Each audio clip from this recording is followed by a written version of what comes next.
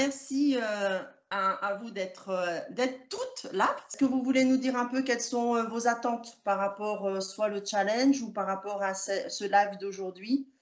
Euh, voilà, si vous avez des attentes particulières ou des points de blocage que vous aimeriez qu'on aborde avec Sabine, la révélatrice de marque.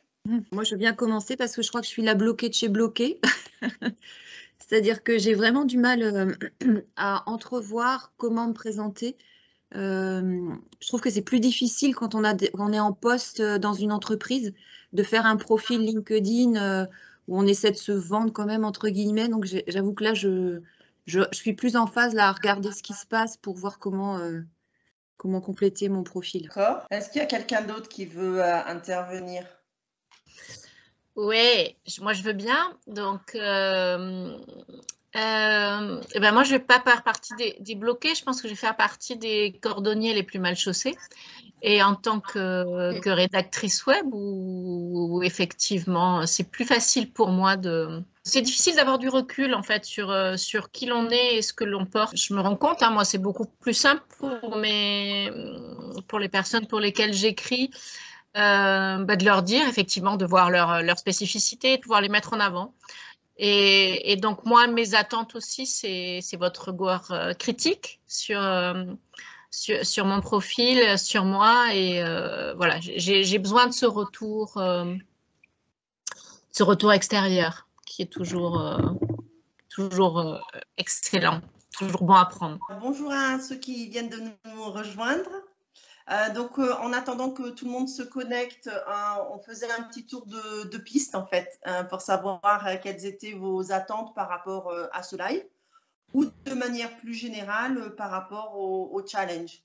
Donc, si les nouveaux venus veulent s'exprimer, allez-y, c'est le moment. Et puis, dans 2 ou 3 minutes, on commencera la présentation. Donc voilà, je me présente, je suis Fatih, je suis consultant et actuellement je suis en mission chez Alliance Life au Luxembourg. Voilà, c'est une bonne opportunité pour moi d'échanger avec vous et de voir aussi mes défauts, mes qualités. Parce que sur LinkedIn, effectivement, j'utilise beaucoup LinkedIn pour, par exemple, lors d'un recherche d'un job je me dis, ben, LinkedIn, en fait, c'est plus que ça et c'est partage de réseau, de se montrer sur LinkedIn, de montrer, on va dire les points, enfin de faire la comparaison entre les autres candidats et d'avoir décroché un job, le plus rapidement possible parce que moi ça fait longtemps que je suis en CDD, là je suis consultant, je suis encore en CDD et j'ai jamais eu l'opportunité de décrocher un CDI. Ça peut permettre, on va dire cette réunion, ça va me permettre aussi de voir, plus de choses et de voir aussi peut-être que je fais des erreurs de mon côté et sur LinkedIn, peut-être que j'aurai une opportunité de décrocher un CDI. Bah, Donc, c'est ton objectif aujourd'hui par rapport à ce challenge? Alors par rapport à ce challenge, c'est plutôt, mon but principal, c'est de décrocher un CDI, mais je pense que le but de ce challenge, c'est plutôt, je pense que c'est sur LinkedIn, pour moi, c'est le réseautage en fait D'accord. qui me pose problème et moi généralement le réseau, je l'ai par rapport aux anciens collègues que j'ai eu, auparavant, mais il y a plus que ça sur LinkedIn, bien sûr. D'accord. Et Hélène, si tu me permets, hein, c'est pas tous les jours que j'ai un compatriote sur un live. Donc Fatih, je suis basée à Luxembourg, donc on aura D'accord. peut-être l'occasion de se croiser. Voilà, si jamais tu es intéressé, vu que voilà, je vais donner certains tips aujourd'hui, peut-être que tu voudras approfondir, donc ce sera l'occasion. Moi, ce que je vous propose, c'est qu'on attaque ce live qui sera enregistré pour permettre aux copains qui n'ont pas pu être présents aujourd'hui de le revoir en replay. Déjà, je veux remercier Sabine parce que vous n'avez pas les coulisses, mais elle a accepté de témoigner au plié levé. Il y a 48 heures encore, elle ne savait pas qu'elle allait intervenir aujourd'hui. Et merci beaucoup parce que c'est vraiment une talentueuse personne qui va vous permettre quand même de vous donner plein d'astuces et d'y voir un peu plus clair sur ce qu'on appelle le personal branding. Merci Pour en revenir, au passage, c'est une belle introduction. pour en revenir à ce challenge, donc moi, ce que je vous propose, c'est pas d'être en mode bootcamp, mais d'y aller quand même chacun à notre rythme, hein. Après, j'ai défini le mois de juillet parce qu'il y en a quand même beaucoup qui partent en vacances au mois d'août, mais il n'empêche que vous pouvez très bien décider de faire le challenge sur 1 ou 2 mois et d'étaler comme ça la charge de la tâche. Pour ce qui concerne le déroulé du challenge, donc moi, ce que je vais vous proposer, c'est qu'on le découpe en 5 étapes. Alors, ça ne veut pas dire 5 étapes, 5 semaines, hein, mais il y a des périodes qui vont être forcément un peu plus longues et d'autres qui vont être un peu plus courtes. Ce challenge, il va être ponctué de partage d'expériences, de sollicitations. J'espère que vous allez être très nombreux à vous exprimer sur le groupe, à solliciter les autres par rapport à une tournure de phrase, un intitulé de poste. Enfin, vraiment, ça va être la force de ce challenge. C'est l'échange au niveau du groupe. Vous savez très bien qu'on a du mal à prendre du recul, surtout quand ça nous concerne. Donc, profitez de cette aubaine d'avoir 78 personnes qui peuvent vous donner leur ressenti par rapport à vos propositions. Sur les 5 étapes dont je vous ai parlé tout à l'heure, la première, et qui est la plus importante à mon sens, mais je pense que Sabine partagera mon point de vue aussi, c'est d'apprendre à vous connaître. Moi, j'ai l'habitude de dire, il n'y a pas de communication sans intention. Être sur les réseaux sociaux, si vous avez sans but, en fait, vous allez vous épuiser. C'est pas que ça va servir à rien parce que vous pouvez y aller juste pour vous faire plaisir. Mais c'est important de pouvoir définir votre projet, définir qui vous êtes en termes de personnalité, mais ce que vous aimez faire, ce que vous aimez donner, comment vous aimez le faire. Donc cette première étape, elle est cruciale et très importante, et de la mettre en corrélation avec vos attentes. Qu'est-ce que vous avez envie de faire, comment vous voulez le faire, avec qui vous voulez le faire. Voilà, tout ça, ça va être la partie de ce que va vous présenter Sabine tout à l'heure sur le personal branding, mais un peu au-delà aussi, en ayant en tête vers quoi vous voulez tendre et quel est votre projet. Ensuite, hein, la seconde étape, c'est de connaître un peu mieux LinkedIn et notamment toutes les possibilités qu'offre un profil, avec quel onglet on active, est-ce qu'on met en place le mode créateur ou pas, quel intérêt, que nous propose le profil de LinkedIn. En soi, c'est une petite machine de guerre en interne. Il y a des nouvelles fonctionnalités qui arrivent, qui vous permettent aussi, si vous êtes indépendant par exemple, de rentrer des services, des catégories de services. Mais ça vous permet aussi, si vous êtes salarié, de avant votre professionnalisme et puis vos productions. La troisième partie, donc une fois que vous avez défini un peu votre projet et que vous avez activé les bons leviers, les bonnes fonctionnalités du profil, on va passer au côté rédactionnel. Donc, il faut rédiger, apprendre à être attractif, à être intéressant pour les autres. C'est vrai que quand vous pensez à LinkedIn, la plupart d'entre vous, vous pensez CV amélioré, mais ça fait très longtemps que c'est bien plus que ça en fait, hein, c'est considérer votre profil sur LinkedIn comme étant un mini site personnel, pardon, comme une page pour vous vendre ce que vous êtes, ce que vous faites et comment vous le faites. Donc, il va falloir être très performant dans vos rédactionnels et notamment éviter tout ce que j'appelle les inventaires à l'après-vert, quoi. Enfin, ça plaît à personne de voir, voilà, j'ai occupé tel poste, j'ai fait ci, ça, ça, ça, ça, ça, ça. Racontez plutôt une histoire autour de vos aventures, des cas que vous êtes, des dossiers ou des choses que vous êtes amenés à traiter quotidiennement et comment vous les avez traités. Ensuite, on va aborder la quatrième partie, qui est non des moindres et qui est de donner des recommandations. Je ne sais pas si vous savez, mais sur le profil LinkedIn, vous avez la possibilité de demander à des personnes des recommandations, mais vous pouvez aussi en donner. Et souvent, c'est qui donne reçoit. Donc, vous pouvez commencer par en donner et ensuite, vous en recevrez et vous en demanderez. C'est un peu comme les avis sur Google My Business, quoi. C'est très important, puis ça donne un regard, ça renseigne sur ce que vous êtes et un regard extérieur sur votre personne. Et enfin, la dernière partie, et non la moindre, qui est celle de l'ajustement. En matière de communication, c'est jamais figé, ça évolue tout le temps.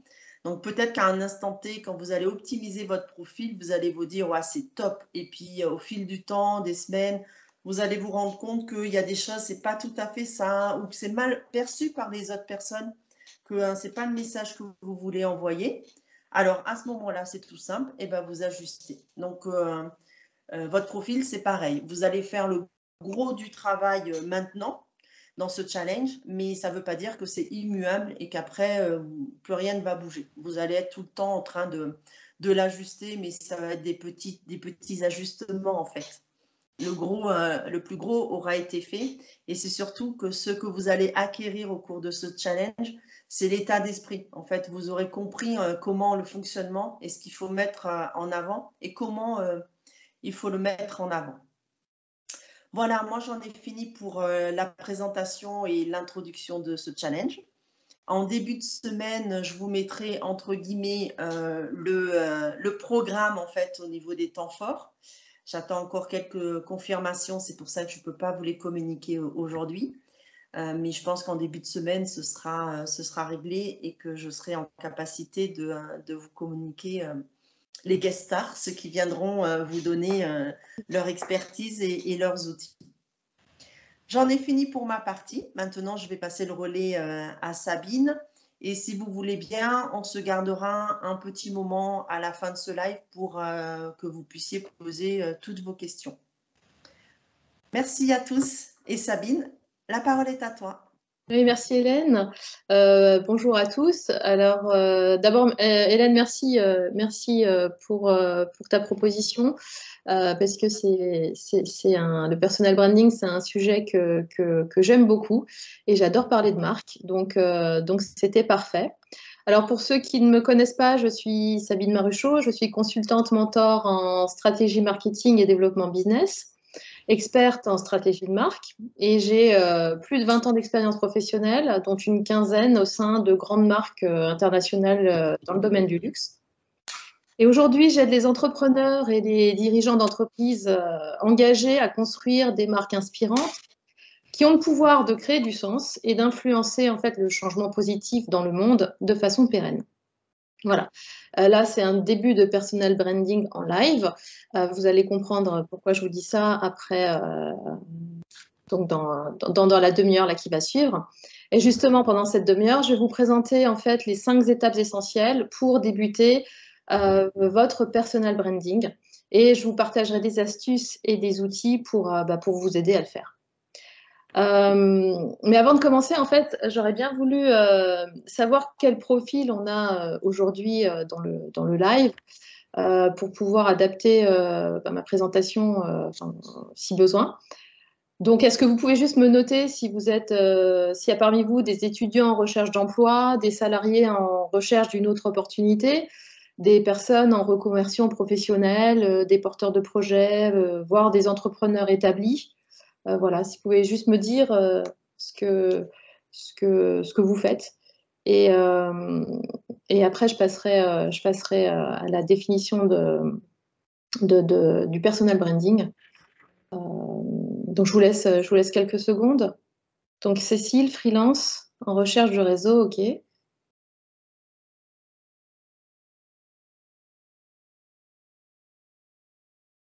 Ok. Sophie, en poste, est-ce que tu cherches à changer ou c'est... Non. Okay. Je ne cherche pas à changer de poste. Okay.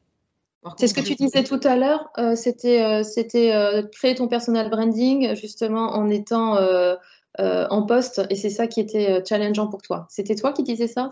C'est pas moi qui l'ai dit, mais ça fait partie aussi. Voilà, comment je présente ma structure?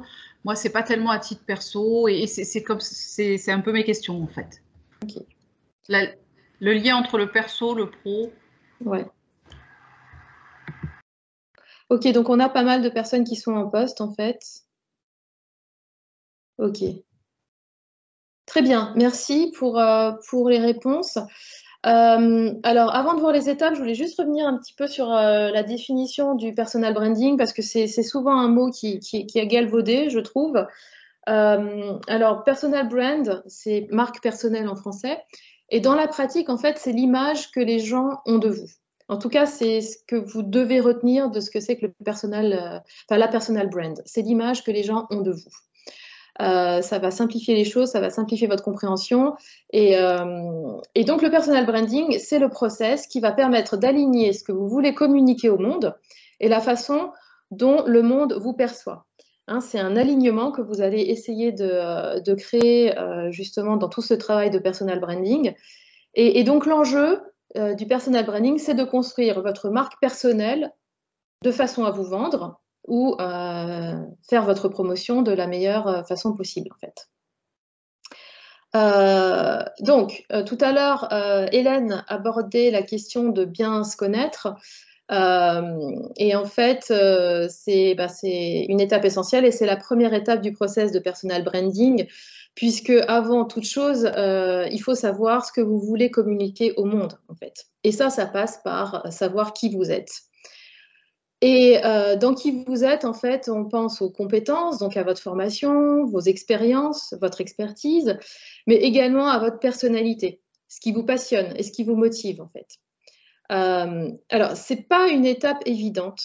C'est une étape qui demande pas mal de réflexion sur vous-même et qui demande, et en fait, qui demande du recul. Et donc, justement, par rapport à ça, est-ce que parmi vous, il y en a qui ont déjà fait un bilan de compétences? Est-ce que vous savez ce que c'est? Et pour ceux qui savent, est-ce que vous en avez déjà fait un? Est-ce que voilà, un bilan de compétences ou des bilans avec des cabinets spécialisés, notamment pour ceux qui sont en recherche enfin, qui sont en phase de reconversion? Donc Marisa, ben oui, consultante en bilan, très bien. Ok, donc Cécile, oui, Céline, oui. Ok, donc pour ceux qui en ont fait, ça va être, du coup, vous allez avoir une mine d'informations déjà à votre portée. Parce que pour ceux qui ne savent pas ce que c'est ou ceux qui n'ont pas, qui n'ont pas fait de bilan de compétences, en fait, le bilan de compétences, c'est un excellent moyen d'avoir une meilleure connaissance de votre profil personnel et professionnel. Parce qu'il va vous permettre, pour ceux qui veulent se reconvertir, hein, d'avoir forcément une meilleure vision sur les activités vers lesquelles s'orienter. Et en fait, le bilan de compétences permet d'analyser vos compétences professionnelles et personnelles, vos aptitudes, mais également vos motivations. Et c'est ce qui va vous permettre en fait de définir un projet professionnel ou un projet de formation pour ceux qui ont besoin du coup de se former. Et justement, alors il y en a qui ont bénéficié du bilan de compétences via alors l'APE, oui l'APEC, c'est ça. L'APEC, c'est le Pôle emploi, c'est ça? C'est parce que je ne suis pas en France. Non, l'APEC, c'est Oui, l'organisation des cadres. Non, c'est l'organisation des cadres. C'est ça, c'est l'association pour les cadres. Exact, oui, parce que ça fait un petit moment que je ne suis plus en France. Mais effectivement, l'APEC, oui, j'ai connu. Et du coup, oui, l'APEC propose des bilans de compétences, mais le Pôle emploi également. Et sinon, il y a aussi pas mal de centres spécialisés qui le proposent. Et c'est financé en fait par votre compte personnel de formation. Donc, c'est hyper intéressant à faire si vous avez l'occasion. Franchement, ne crachez pas dessus. C'est une belle opportunité qui vous permet, encore une fois, de faire le point sur vos compétences, mais également sur votre personnalité. Et ça va être vraiment clé justement dans votre personal branding, puisque ça va être, c'est la base en fait, hein, vous connaître encore une fois. Sinon, pour ceux qui n'ont pas la possibilité de le faire ou qui n'ont pas envie de le faire, bah, y a les outils, il y a les tests de personnalité, qui sont des outils aussi hyper intéressants, et vous en trouvez pas mal sur Internet. D'ailleurs, moi, je vais vous mettre là tout de suite dans le chat. Voilà, je vais vous mettre un site que je trouve génial pour ça. Alors au départ, c'est fait par les US ou le UK, je ne sais plus. Et là, vous avez la formule, enfin le site en français. Et honnêtement, c'est un site qui est très bien, qui vous permet de faire un test et d'avoir une description vraiment concrète et exacte de qui vous êtes, de la raison pour laquelle vous faites les choses et la façon dont vous les faites, en fait. Et ça vous permet de vraiment savoir finalement qui vous êtes. Et encore une fois, c'est la base pour commencer à travailler sur votre personal branding. Est-ce que vous avez bien vu là le... C'est bon pour vous le lien? Ok. Donc, première étape. Oui, c'est parfait. Okay. Si je parle trop vite, si je vais trop vite, vous me le dites, parce que je sais que j'ai un débit rapide. C'est bon pour vous? C'est bon. Oui, parce que je n'ai pas beaucoup de retours, donc c'est OK. Très bien. Donc, deuxième étape, une fois que vous avez suffisamment de clarté sur qui vous êtes, eh bien, je vous propose de réfléchir à votre objectif. Est-ce que c'est trouver un emploi? Est-ce que c'est changer de métier, vous reconvertir?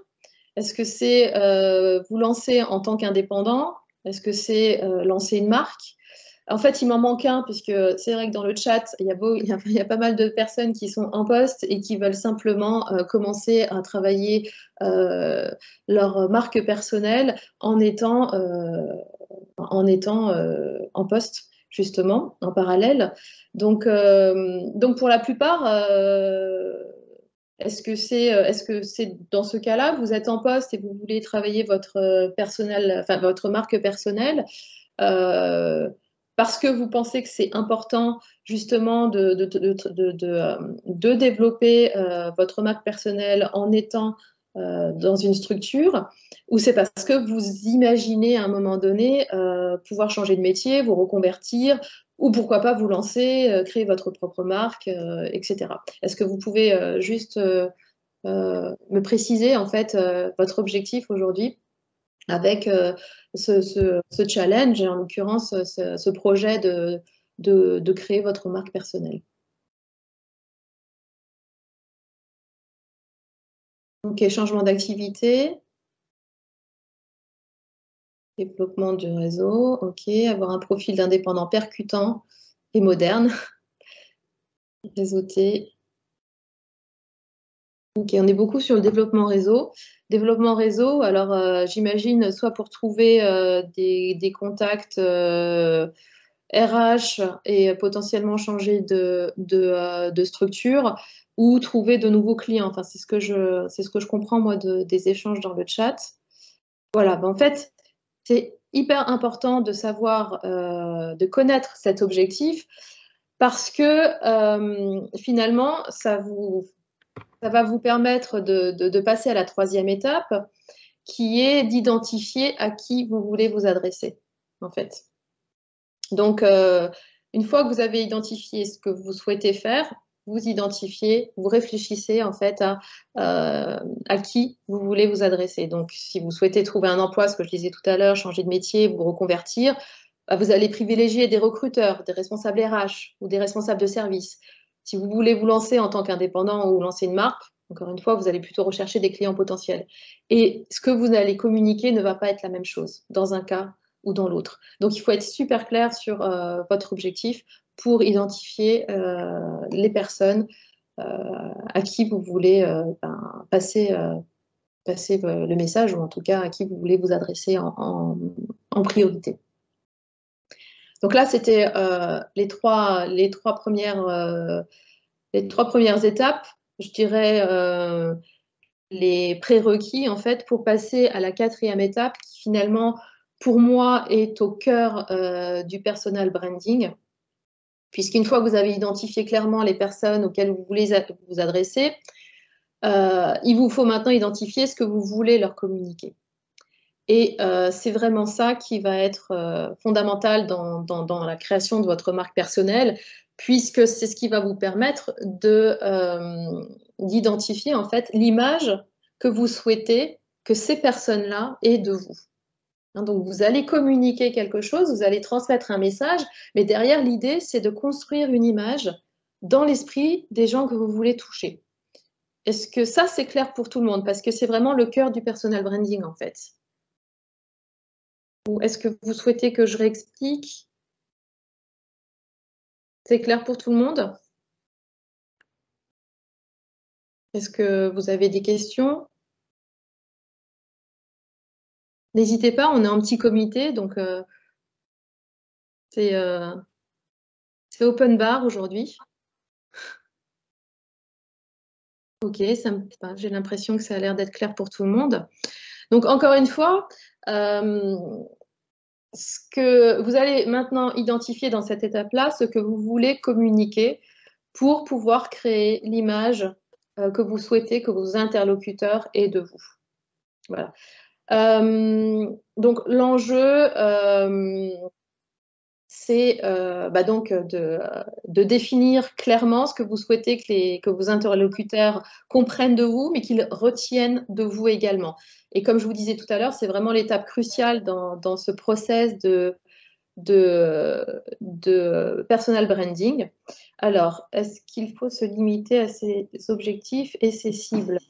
Alors, moi, je dirais oui. Quand on est dans une approche de personal branding, on a un objectif. Si on a un objectif précis et des cibles précises, on aura une communication beaucoup plus percutante, beaucoup plus impactante. Et un message égale clarté, et clarté égale mémoire, et mémoire égale succès, quoi. Enfin voilà, pour moi, c'est un message en fait à faire passer. Faut vraiment être cohérent par rapport à ça. Et vous le verrez, hein, la cohérence, ça fait vraiment partie on le verra surtout par la suite. Mais pour moi, la cohérence, c'est vraiment le fil conducteur dans ce process de création de marque, en fait. Enfin, de marque personnelle ou de création de marque de façon générale, puisque de toute façon, on est sur un process qui est identique. Donc, se limiter à ces objectifs et cibles, je ne suis pas sûre de comprendre la question, Annie, mais voilà, est-ce que tu aurais plusieurs objectifs, plusieurs cibles? Est-ce que tu peux me préciser? Oui, non, enfin, je suis vraiment toute novice, moi, sur LinkedIn, donc je réfléchis à ça et quand vous disiez se trouver un objectif, alors moi, je me disais, bon, à réfléchir comme ça, j'en avais peut-être plusieurs en tête, plusieurs cibles aussi, mais du coup, c'est pas la bonne démarche, il faut faire un choix. Eh oui, c'est ce que j'avais mis en conclusion, d'ailleurs. Je ne sais pas si j'avais prévu de vous parler de ça, qu'effectivement, choisir, c'est renoncer, mais renoncer, c'est ce qui va vous permettre aussi de garantir le succès de votre démarche, parce que, encore une fois, plus vous êtes clair, plus votre message est limpide, parce que si vous avez un seul message, vous pouvez répéter votre message, et c'est la répétition qui va faire qu'on va se souvenir de vous, en fait. Donc clarté, répétition, ça c'est les ingrédients du succès en fait. Et oui, alors posez-vous vraiment parce que, enfin pose-toi, posez-vous, parce que c'est vraiment, c'est de là que partout, la partie et le cœur, hein, de ce process, à savoir qu'est-ce que vous voulez communiquer. S'il y a plusieurs messages, ça va embrouiller les gens, et si ça embrouille, eh bien, il n'y a pas de clarté, il n'y a pas de confiance, et donc, vous n'attirez pas et on n'adhère pas, en fait. Alors, il y a Sophie qui a levé la main, qui voudrait poser une question. Oui, je vois la petite main, effectivement. Oui, Sophie. Hélène, ça ne va pas vous surprendre, mais nous, en fait, notre ADN, c'est d'avoir plusieurs casquettes et plusieurs têtes. Et à un moment donné, une tête d'employeur et d'accompagnateur vers l'emploi, mais indissociablement d'avoir une tête de producteur de prestations en travaux forestiers. Donc, pour vous dire que le lien, faut le construire. Et c'est vraiment notre grosse difficulté, ma grosse difficulté, de vendre à la fois ma casquette d'accompagnateur vers l'emploi de personnes précaires et de producteur de prestations de qualité qui sont le support de cet accompagnement vers l'emploi. Et c'est un vrai dilemme pour nous qui se répète à chaque fois qu'on doit créer quelque chose, créer un outil de com. Alors après, là comme ça, sans savoir vraiment, sans pouvoir analyser, hein, je dirais que peut-être que vous pouvez vous en sortir en choisissant des moyens de communication, des supports de communication peut-être différents. Mais de toute façon, il faudra toujours qu'il y ait un fil conducteur dans ce qui vous... dans la façon dont vous communiquez, dans la façon dont vous décrivez, parce qu'en fait, même si vous êtes sur des plateformes différentes, il faut quand même une cohérence. Parce qu'en fait, les gens aujourd'hui, ils ne sont pas uniquement sur une plateforme, ils sont sur plusieurs plateformes. Et encore une fois, si le message n'est pas clair, limpide, s'il n'est pas cohérent, il va y avoir des doutes, donc il n'y a pas de confiance et donc il n'y a pas d'adhésion en fait. Donc là, le travail va être de créer une communication qui soit cohérente et qui puisse, voilà, il faudra peut-être trouver un fil conducteur. Là, comme ça, dans l'absolu, je ne sais pas du tout ce qui est possible de faire, mais c'est ce que je recommanderais. Trouver un fil conducteur et ensuite peut-être exprimer justement vos compétences, votre valeur ajoutée à travers différentes façons d'intervenir. Vous voyez, mais c'est peut-être au-dessus qu'il faut trouver le fil conducteur, enfin le point, je dirais, le point de convergence qui va s'exprimer en différentes activités. Je ne sais pas si je suis très claire. Si, ça, merci beaucoup en tout cas. Voilà. Ça me parle, il n'y a plus qu'à. Okay. Non, parce que ouais, mais c'est compliqué comme ça, parce que effectivement, essayer de travailler sur des concepts sans connaître, voilà, c'est pas évident, mais c'est ce que je vous recommanderais en tout cas. Merci. Avec plaisir. Après, pour compléter peut-être le propos de Sabine, vous l'avez vu dans ces différentes étapes, le choix du canal détermine aussi la cible à laquelle vous voulez vous adresser par rapport à votre message. Donc aujourd'hui, vous pouvez très bien privilégier une cible et un message, un positionnement sur LinkedIn. Il y a un positionnement et une cible un peu différente sur Facebook ou Instagram, par exemple. Ce qui veut dire que cette cohérence, en fait, vous allez quand même là, il faut quand même que vous l'ayez entre Facebook, Instagram et LinkedIn. Cette cohérence, vous allez l'avoir parce que vous allez avoir des thématiques de communication prioritaires qui vont être différentes en fonction des canaux. Et peut-être que sur Facebook, vous allez parler d'une thématique en particulier de manière plus souvent. C'est votre thématique priorité parce que c'est votre cible et que voilà, c'est comme ça. Sur LinkedIn, vous allez avoir une autre thématique prioritaire et vous allez en parler plus parce que votre cible, elle est peut-être différente. Mais ça ne veut pas dire que les thématiques que vous abordez sur Facebook, vous n'allez pas les aborder sur LinkedIn aussi. Mais si on doit faire un ratio, peut-être que votre thématique prioritaire, vous allez en parler à 70% sur LinkedIn, la thématique que vous traitez sur Facebook à 30% ou à 20% et 10% d'une autre thématique. Vous voyez, après, vous hiérarchisez en fait vos informations, mais vous êtes toujours dans votre fil conducteur et dans la priorisation de vos thématiques en fonction du message que vous voulez faire passer, de votre intention et de votre cible. Après, il y a un autre moyen de s'en sortir, hein, c'est de créer une marque. Parce qu'en créant une marque, la marque, elle a sa propre identité. Et donc là, c'est beaucoup plus facile de créer cette dichotomie hein, et de la vivre au quotidien. Parce que là, vous avez une marque et ensuite, vous avez vous. Moi, par exemple, j'ai une marque, c'est Brandalis. Et j'ai moi. Et évidemment, entre Brandalis et moi, il y a beaucoup de connexions. Évidemment, il y a ce fil conducteur dont parlait Hélène et dont je parlais tout à l'heure, mais il y a des choses que je fais sous le nom de Brandalis et que je fais sous mon nom qui ne sont pas forcément qui sont pas forcément identiques en fait. Il y a des liens, certes, parce que c'est moi qui ai créé Brandalis, donc voilà, il y a forcément un lien. Mais c'est peut-être aussi une façon de vivre justement cette dichotomie, enfin je ne sais pas comment exprimer ça, mais c'est en créant une marque business en fait. Voilà, ça peut être une solution. C'est d'ailleurs la raison pour laquelle vous avez des marques qui créent des sous-marques. C'est parce qu'elles ont un autre positionnement, elles ont une autre façon de communiquer, elles ont des messages différents à faire passer. Alors certes, elles ont un lien parce qu'elles sont issues du même groupe, et donc forcément, il y a une raison d'être, il y a une vision qui, au niveau du groupe, qui les rassemble, mais elles ont un positionnement différent, elles ont une identité différente. Et donc là, elles peuvent avoir des communications différentes.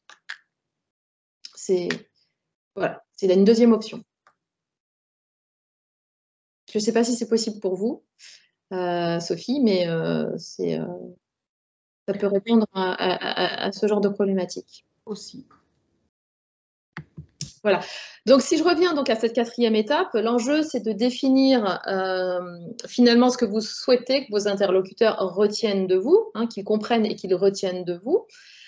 Et alors, cette étape, elle est cruciale parce que c'est à ce moment-là que vous allez identifier, en fait, ce qui vous rend unique, parce que finalement, c'est ce qui est important, c'est pouvoir émerger. Donc, qu'est-ce qui vous rend unique? La valeur que vous pouvez apporter, et ce qui fait que vous êtes le candidat idéal pour ceux qui recherchent un poste, ou le prestataire idéal pour ceux qui recherchent des clients, pour l'entreprise ou le prospect que vous visez. Hein. Voilà. Donc ça, c'est vraiment une partie fondamentale. C'est ce qui va faire que vous allez être remarqué, et c'est ce qui va faire qu'on va se souvenir de vous. Et ça, en fait, on appelle ça la proposition de valeur. Et alors, cette proposition de valeur, elle va reprendre vos traits de personnalité, vos valeurs, hein, vos valeurs fondamentales, je dirais, vos expériences professionnelles, vos réalisations, ce que j'appelle le point différenciateur, en fait, c'est ce qui fait votre unicité, et surtout la raison pour laquelle on devrait vous engager, vous, ou faire affaire avec vous. Voilà. Alors, comme c'est une partie qui est un peu plus complexe et que dans le timing que j'ai, c'est pas quelque chose que je vais pouvoir développer, ce que je vous propose, c'est de vous partager mon modèle pour construire cette proposition de valeur, parce que pour moi, c'est le fondement en fait du personal branding. Alors, le plus simple, ce que vous pouvez faire, c'est vous connecter à mon profil, vous me demandez en contact et vous m'envoyez un message privé en m'expliquant que vous souhaitez recevoir ce template ou ce modèle de proposition de valeur, et je vous l'enverrai avec grand plaisir. Voilà, il y aura des exemples dedans. Comme ça vous permettra de vous poser sur ce sujet qui, pour moi, est vraiment essentiel dans ce process de personal branding. Est-ce que c'est bon pour vous? Je vous mets peut-être mon nom pour que vous puissiez vous connecter. De nous repréciser ce qu'on va vous demander pour qu'on ne vous inonde pas à 75 personnes de demandes. Yes, alors template, proposition de valeur. Je vous laisserai faire le petit message, mais en tout cas, ce que je vous propose d'avoir, c'est mon template, ou alors je vais le dire à la française, modèle de proposition de valeur. Voilà, normalement, tout est bon. Alors, une fois que vous avez identifié cette proposition de valeur, en fait, hein, l'idée, c'est de pouvoir expliquer en 2 ou 3 phrases, finalement, qui vous êtes, ce que vous faites, pourquoi vous le faites, et ce qui fait votre unicité, et les preuves aussi, hein, les preuves que ce que vous apportez apporte de la valeur. Tout ça, c'est un paragraphe que vous construisez. Mais bon, ce paragraphe, évidemment, c'est pas quelque chose que vous pouvez utiliser d'emblée sur les réseaux sociaux, sur une page, et encore moins sur une page de profil LinkedIn, puisque vous avez bien vu que l'accroche est très limitée. Alors, pour ça, en fait, on travaille sur la base de cette proposition de valeur. Vous allez travailler sur ce qu'on appelle la déclaration de marque. Et c'est un peu l'équivalent de l'accroche sur le profil LinkedIn, en fait. Et donc, cette déclaration de marque, c'est la version courte et impactante de votre proposition de valeur. C'est vraiment ce que vous allez communiquer, c'est ce que vous allez écrire sur une page de profil. Ça va être voilà, peut-être la phrase que vous allez dire si vous avez 10 secondes pour vous présenter. Voilà, c'est pas votre pitch parce que bon, le pitch, vous avez un petit peu plus de temps, même si votre proposition de valeur pourrait être votre pitch à la rigueur. Mais là, vraiment, on est sur l'essence, hein, sur vraiment la substantifique moelle de votre proposition de valeur. Et ben, je vais vous donner, par exemple, moi, la mienne. C'est celle que je vous ai communiquée au tout début. C'est pour ça que je vous disais que c'était... voilà, je vous avais fait un petit clin d'œil sur cette phrase-là en tout début d'intervention. Donc, ma déclaration de marque est la suivante. Marque personnelle pour le coup. J'aide les entrepreneurs et les dirigeants d'entreprises engagées à construire des marques inspirantes qui ont le pouvoir de créer du sens et d'influencer le changement positif dans le monde de façon pérenne. Ça, c'est ce que j'aurais adoré écrire sur mon profil LinkedIn. Voilà, c'est ce qui aurait dû être mon accroche. Malheureusement, c'est un peu trop long par rapport aux informations que j'ai envie de faire passer. Donc aujourd'hui, cette accroche, elle devient « J'aide des entrepreneurs engagés à créer une marque inspirante, forte et pérenne pour émerger, attirer et fidéliser. » Voilà, ça ne met pas le focus sur ce que j'aimerais indiquer, mais c'est pour l'instant la phrase la plus, je dirais, la plus impactante et celle qui représente le mieux ce que j'ai envie aujourd'hui de communiquer à mes interlocuteurs. Voilà. Est-ce que vous pouvez aller d'ailleurs sur ma page, comme ça, je n'ai pas besoin de vous renoter ma phrase sur les commentaires, mais vous pouvez voir du coup ma déclaration de marque sur mon profil LinkedIn. Est-ce que vous avez des questions à ce stade ou tout est clair? Vous pouvez juste me faire un oui, je ne sais pas s'il y a des pouces on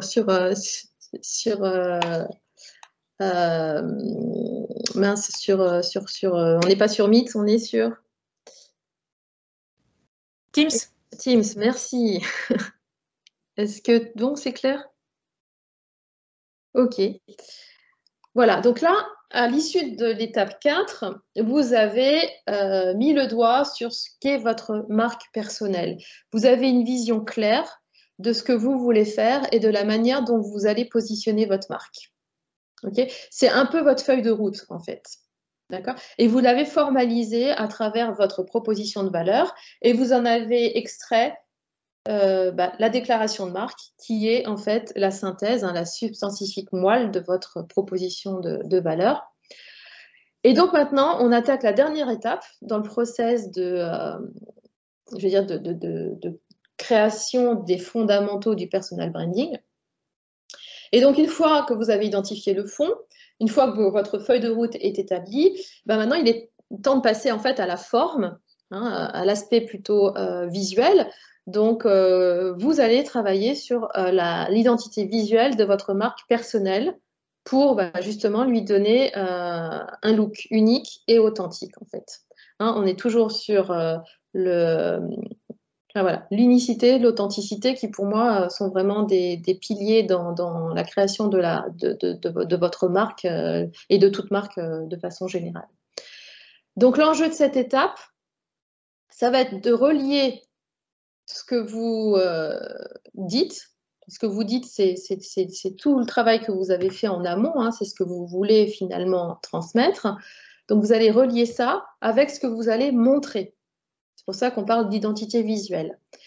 Et donc, il est hyper important de construire cette identité visuelle avec conscience. Alors, quand je dis avec conscience, c'est que tous les choix que vous allez faire, ils vont être réfléchis. Il va y avoir une cohérence par rapport à tout le travail de fond que vous avez mené jusqu'à la 4e étape, en fait. Donc, cette identité visuelle, elle est composée de plusieurs éléments et ces éléments doivent être connectés pour délivrer un message qui est cohérent et ça doit créer ensemble l'image que vous souhaitez renvoyer ou en tout cas celle que vous voulez transmettre et celle que vous voulez que vos interlocuteurs mémorisent. Donc, ces éléments sont forcément liés aux éléments qu'on a vus donc, un petit peu avant, principalement les traits de personnalité et vos valeurs, puisque c'est ce qui va ressortir dans l'aspect visuel, justement. Et donc, vous avez peut-être défini plusieurs traits de personnalité, mais là, vous allez devoir choisir, parce que si vous avez plusieurs... si vous avez plusieurs caractéristiques, plusieurs traits de personnalité, ça va être compliqué de tous les exprimer. Donc là, il va falloir à un moment donné choisir celui qui est le plus représentatif. Donc choisir vos traits de personnalité, choisir les valeurs que vous allez décider de mettre en avant à travers les éléments visuels, en fait. Voilà, donc là, je vous parlais au début de cohérence. Là, on est vraiment à une étape où la cohérence est cruciale, en fait. Donc, les éléments qui vont être les éléments à prendre en compte, en fait, c'est d'abord votre nom. Dans certains cas, on a des noms qui ne sont pas faciles à prononcer. Donc, on va peut-être vouloir uniquement se focaliser sur son prénom. Ou inventer un nom, voilà, tout simplement. Dans d'autres cas, il y a des noms composés. On va peut-être vouloir en choisir un sur les deux, ou trois parfois. Vous avez la possibilité de choisir des surnoms. Voilà. En fait, vous devez vous décider sur le nom public que vous allez choisir, parce que c'est celui qu'on va voir, en fait. C'est pour ça que je l'ai inclus dans la liste des éléments visuels, parce que finalement, c'est ce qu'on va voir. Donc là aussi, choisissez le nom qui vous parle le plus, qui est le plus cohérent avec le travail de réflexion que vous avez fait en amont, et choisissez le même nom pour toutes les plateformes et pour tout, que ce soit online, mais aussi offline. Il faut penser aussi au côté offline qu'on oublie, qu'on néglige souvent. Mais voilà, cette cohérence, elle doit se faire sur toutes les plateformes, online et offline. Donc, une fois que vous avez identifié ou défini le nom, pour la majorité, je pense que c'est assez simple. Ça concerne un nombre limité de personnes de façon générale. Et une fois que vous l'avez bien identifié, vous pouvez travailler sur votre logo. Alors, ce n'est pas obligatoire, mais sachez que ça donne quand même une touche un peu plus professionnelle à votre marque personnelle. Alors, pour ceux qui sont en poste, ce n'est pas forcément quelque chose que je recommanderais. Par contre, ceux qui sont à leur compte, en indépendant ou qui veulent lancer leur marque, évidemment, c'est toujours intéressant de travailler le logo. Alors, pour ça, voilà, vous pouvez passer par un graphiste professionnel, ce que je recommande aussi. Mais quand on est sur une marque personnelle, en général, voilà, on ne fait pas forcément les mêmes investissements que quand on est sur une marque business. Mais vous avez pas mal de sites qui existent là aussi. Et je vais vous donner justement un exemple, si j'arrive à le reprendre. Ça, c'est un exemple de site qui peut vous aider à travailler sur votre logo. Voilà. Donc, c'est en anglais, mais bon, après, c'est assez simple d'utilisation. Et vous avez DeepL, si vous avez besoin de traduire, qui est un excellent logiciel de traduction. Donc, taylorbrands.com, c'est un site qui vous donne des petites propositions. Alors, vous pouvez vous en servir comme inspiration, c'est pas mal. Mais voilà, moi je recommande de toute façon de passer par un graphiste professionnel si c'est possible. Donc on a vu le nom, on a vu le logo, et maintenant on va parler des images. Et dans les images, il y a la photo de profil. Alors la photo de profil, c'est un des éléments les plus importants, puisqu'en général, avec le nom, c'est celui qu'on va voir en premier. Et comme vous le savez, on n'a jamais une deuxième chance de faire une bonne première impression.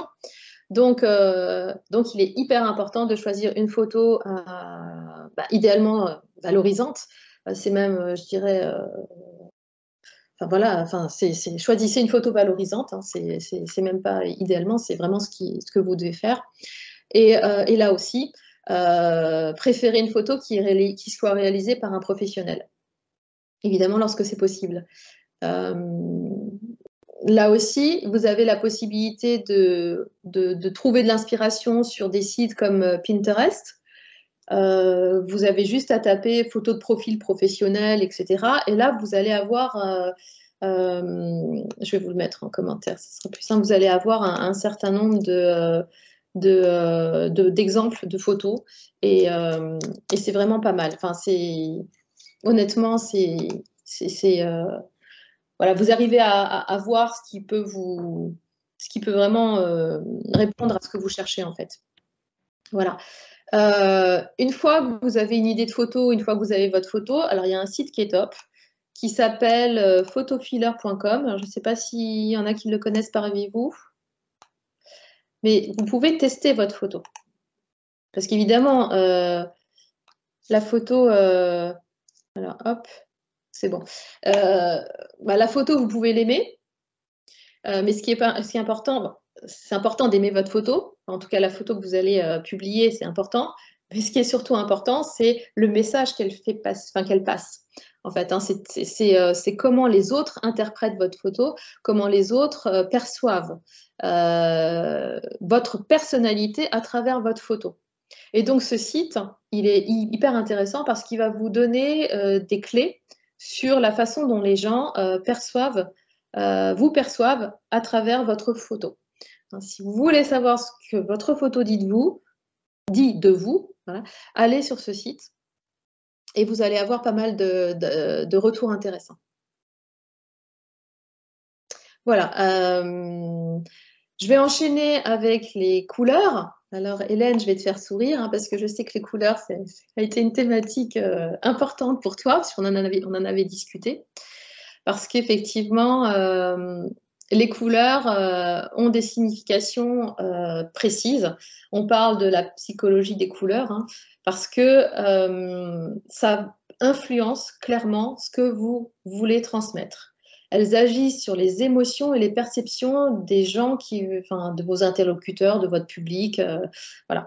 Donc, que ce soit sur une page de profil ou que ce soit physiquement, hein, la façon dont vous vous habillez.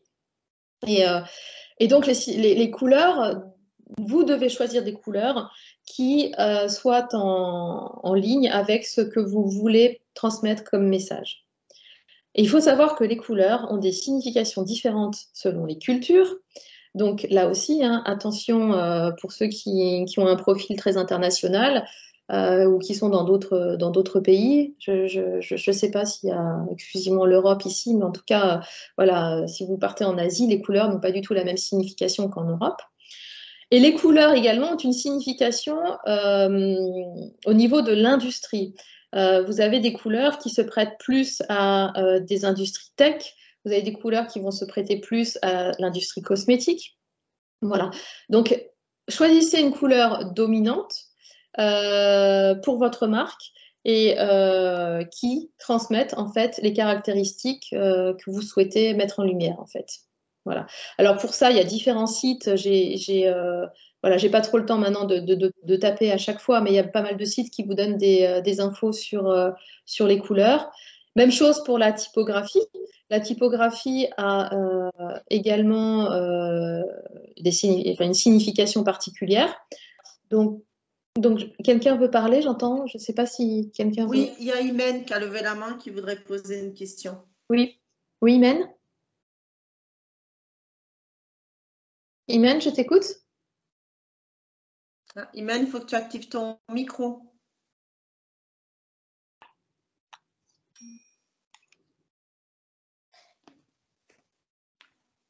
Ah, bon, bah écoute, poursuis. À moins que, Imen, tu poses la question dans le chat. Ok. Bon. Je vais poursuivre et puis après, comme on a un temps de questions-réponses, je prendrai le temps de répondre si Imen nous entend. Donc, j'ai parlé des couleurs, j'ai parlé de la typographie. Il y a du coup aussi votre look qui peut être hyper intéressant et dont vous pouvez tirer profit. Ça peut être des couleurs de cheveux particuliers, enfin une couleur de cheveux particulière, pardon. Ça peut être des accessoires. Hein. Il y a Benoît Dubo ou Dubos sur LinkedIn qui est connu pour, et d'ailleurs il se fait appeler le mec à la casquette, donc il a vraiment une identité hyper forte, il a une marque du coup qui est vraiment voilà, qu'il a travaillé et du coup une identité hyper claire. Les personnes le connaissent comme le mec à la casquette. Et quand on parle du mec à la casquette, on sait que c'est Benoît Dubos ou Dubos. Vos expressions. Christopher Piton aussi, qui est le petit chauve dans le rond jaune. Ouais, bah voilà. Bah alors eux, ils ont travaillé leur personal branding. On voit que qu'ils l'ont fait et qu'ils ont réussi parce que on a juste à sortir une phrase, à sortir une expression et on a directement la connexion vers eux. Hein. Donc enfin en branding, c'est ce on peut pas faire mieux en fait. Je pense à quelque chose et hop, j'ai un nom qui sort. Ben voilà, ça c'est parfait. Bon, évidemment, si cette association est positive, c'est parfait. Si on est dans des associations négatives, là, il y a du travail à faire. Mais bon, là, pour le coup, les deux exemples que tu me donnes, c'est plutôt de façon positive.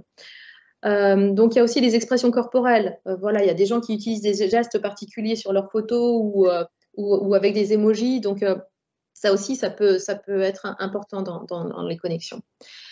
Et enfin, il y a le ton. Le ton, la façon dont vous exprimez. Alors que ce soit un ton drôle, sarcastique, provocateur, autoritaire, rassurant, expert, passionné, détendu. Enfin voilà, tous les types de tons que vous pouvez avoir. Choisissez-en un et gardez-le dans toutes vos communications. En fait. Donc là, j'arrive à la conclusion. Donc l'identité visuelle, rappelez-vous bien que l'identité visuelle, c'est ce que les gens associent à vous. Le mec à la casquette, hop, Benoît, voilà. C'est vraiment ça, c'est ce que les gens associent à vous et ce dont ils se souviennent au final. Ça, c'est vraiment hyper important. Donc veillez à communiquer, à diffuser une identité visuelle qui soit en ligne avec l'image que vous souhaitez renvoyer et ce que vous souhaitez susciter chez vos interlocuteurs. Et faites-le de façon différenciante et mémorable. Ça, c'est vraiment là, si vous pouvez, voilà, s'il y a une synthèse à faire, je pense que c'est vraiment cette idée-là. Alors, j'ai aussi quelques points de vigilance à vous transmettre pour vraiment créer cette marque personnelle, une marque personnelle qui soit forte et impactante. Prenez conscience que toutes les choses que vous exprimez ou échangez avec les autres d'une manière ou d'une autre, ça construit l'image de qui vous êtes et de votre comportement. Donc pour ça, veillez à rester authentique, aligné à qui vous êtes vraiment. On est souvent tenté d'embellir les choses, mais ce n'est pas forcément la bonne chose à faire. Ne délivrez pas un message qui soit contraire à ce que vous voulez montrer de vous-même. Par exemple, n'utilisez pas un ton qui ne correspond pas du tout à votre personnalité. N'utilisez pas des couleurs qui ne sont pas alignées avec ce qui vous êtes.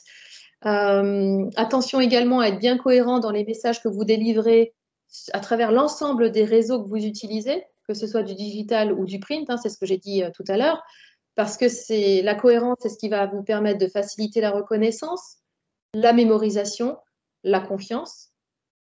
Et on sait bien que l'incohérence, c'est la raison numéro 1 du rejet d'une candidature ou d'une proposition de prestation. Donc, la cohérence est essentielle dans ce travail de branding. Et enfin, soyez vigilants et vérifiez régulièrement votre e-réputation en allant, par exemple, sur Google, en tapant votre nom, en voyant ce qui sort. Et vous pouvez aussi le faire de manière un peu plus automatique en créant des alertes Google. Il suffit d'aller sur Google Alert, sur votre moteur de recherche, et vous pouvez comme ça vérifier de manière régulière ce qui est dit de vous. En fait. Parce que l'idée, c'est de laisser sur Internet que ce que vous avez envie de laisser. Et donc, ce qui correspond à ce que vous avez envie de communiquer. Et ben voilà, moi j'ai terminé mon intervention. Alors moi je vous souhaite à tous de créer une marque personnelle authentique, forte et cohérente, qui soit la plus alignée avec ce que vous êtes, ce que vous savez faire et ce qui vous inspire. Voilà. Et après, je pense qu'Hélène vous aidera et voilà, elle vous aidera de façon à ce que tout ça se mette en place dans le concret. Et je suis certaine qu'elle vous aidera à trouver cette marque personnelle et à l'exprimer en tout cas et à faire qu'elle soit forte et pérenne dans le temps. Voilà, j'espère que j'ai été claire. Et maintenant, je vous laisse poser des questions si vous avez besoin. Alors pour moi, tu as été très claire et c'était très intéressant. Après, bon, je ne suis pas objective, j'étais déjà convaincue. Merci. Si vous avez des questions, et profitez de Sabine, c'est le moment. On est un petit peu hors délai, mais je pense qu'on peut s'accorder encore 5 ou 10 minutes si vous avez des questions. Sabine fait partie aussi du groupe du challenge, donc elle pourra aussi répondre à des questions qui viendraient après coup dans le groupe. Effectivement, nous, à partir de lundi, on va commencer à travailler ce premier volet, cette première étape qui est la connaissance de soi. Alors, est-ce que certains d'entre vous ont des questions? J'ai tout compris. Ah, super! Voilà. Non, mais c'était aussi pour vous renvoyer aussi ce que ça dégageait comme intervention. Voilà. Après, effectivement, c'est dommage qu'on n'appuie pas sur un bouton ou qu'on ne se lève pas avec tout construit dans sa tête le matin, mais c'est comme ça. Voilà. Mais effectivement, il y a plein de pistes de réflexion. Alors, à l'idée qu'il fallait tester notre photo et comment c'est ressenti par les gens, je défaille, mais peu importe. Voilà, parce que c'est vraiment très, très poussé. Ce que vous proposez, c'est aussi hyper pro, c'est pas ce que je veux dire. Mais Pardon, c'est quoi? J'ai pas entendu. D'un niveau d'exigence aussi élevé. Mais c'est génial, quoi, en tout cas. En fait, voilà, l'idée, je vous ai donné des pistes pour maximiser vos chances de créer justement cette marque personnelle qui soit forte, qui puisse engager les gens, qui puisse les marquer, encore une fois. Enfin, voilà. Plus vous allez mettre en place les conseils que je vous ai donnés, plus vous allez augmenter vos chances de succès. Après, ça ne veut pas dire que c'est obligatoire. Vous faites comme vous pouvez et avec les contraintes que vous avez, parce que ça exige du temps aussi. Et ça, je ne l'ai pas mis là, mais effectivement, ce qui est intéressant de faire, c'est de définir un planning, parce que c'est quelque chose qui prend du temps. Si vous ne le réservez pas dans votre planning dans la semaine, ça va vite passer à l'as. Or, c'est vraiment, comme le disait Hélène, c'est vraiment les prémices de la construction de votre marque personnelle. Donc, voilà, vous n'êtes pas obligé. Moi, c'est des petits tuyaux que je vous ai donnés qui sortent un peu des sentiers battus parce qu'on n'en entend pas toujours parler. C'est des petites choses qui sont intéressantes à tester. Voilà, ça vous évite d'aller voir, de demander ça à vos collègues, amis qui pourraient avoir un jugement pas forcément objectif. Donc là, pour le coup, vous êtes complètement dans l'objectivité avec cet outil-là. Mais bon, c'est à prendre aussi avec du recul. Vous n'avez pas en face de vous, c'est pas forcément votre cible non plus qui va vous répondre sur l'outil. Donc, et puis, oui, c'est voilà, faites comme vous pouvez. Et puis. Oui, puis après, il y a le groupe aussi. N'oubliez pas que ce challenge, il va se tenir en commun. On va co-créer, en fait. Donc, effectivement, voilà, une photo de profil, une bannière, un intitulé de poste. Le groupe, il est là justement pour tester les formulations, les photos. Vous faire un retour, comme disait Sabine, quand c'est des amis, des collègues. Il y a un biais d'affection qui rentre en ligne de compte. Là, c'est des gens qui ont plus de recul et qui vous connaissent moins. Donc, c'est aussi la puissance du groupe, en fait. on se motive, on se donne de la force et on échange sur les ressentis. On peut s'appuyer sur le groupe. C'est pour ça que c'est intéressant de faire cette démarche ensemble. Et puis, je voudrais... Alors, si vous n'avez plus de questions... Moi, je voulais juste rajouter, en fait, c'est aussi un process de test and learn, parce que, voilà, vous allez voir aussi ce qui plaît, vous allez voir ce qui correspond, vous allez voir les réponses que vous allez recevoir aussi, les connexions que vous allez développer au fur et à mesure. Vous allez pouvoir tester du coup, si votre marque personnelle est pertinente ou pas, parce que vous allez peut-être attirer certaines catégories de personnes différentes parce que vous avez travaillé votre marque personnelle. Si c'est les bonnes, tant mieux, vous continuez dans la lancer. Mais si ce n'est pas les bonnes, vous savez que vous avez encore des ajustements à faire. Vous voyez, c'est du test and learn en fait. Honnêtement, ne vous mettez pas la pression pour sortir un truc parfait. Moi, je suis experte de la marque et pourtant, je travaille encore sur mon positionnement parce que je teste. J'apprends, voilà, et j'optimise et voilà, c'est ça en fait, au fur et à mesure. Tout à fait. Rien n'est figé, tout évolue. Ouais. Écoutez, je vous remercie beaucoup d'avoir participé à ce lancement du live. Maintenant, je vous souhaite à toutes et tous beaucoup j'allais dire de chance, non. Mais en tout cas, j'espère que vous allez prendre beaucoup de plaisir dans ce challenge. N'hésitez pas à vous servir du groupe, à poster, à poser vos questions. Il est là pour ça. Et puis moi, je vous dis bon week-end et on se retrouve lundi sur le groupe sur LinkedIn. Voilà. Au revoir. Ciao, ciao. Et bon week-end à tous. Bon week-end, oui. Merci. Au revoir, à bientôt. Au revoir.